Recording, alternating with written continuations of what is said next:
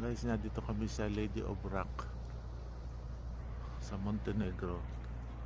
Ito yung aming unang place na binisita.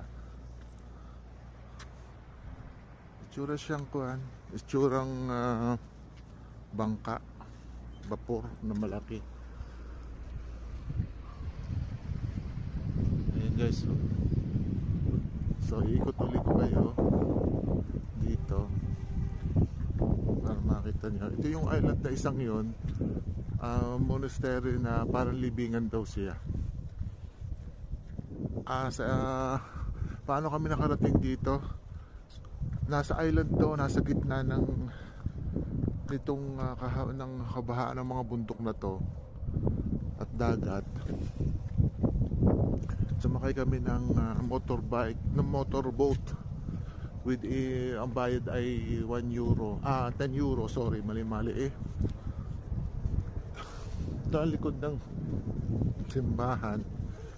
Fortunately hindi siya bukas.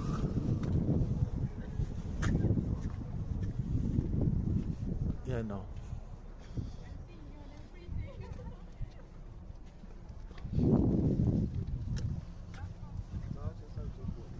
Hindi siya bukas.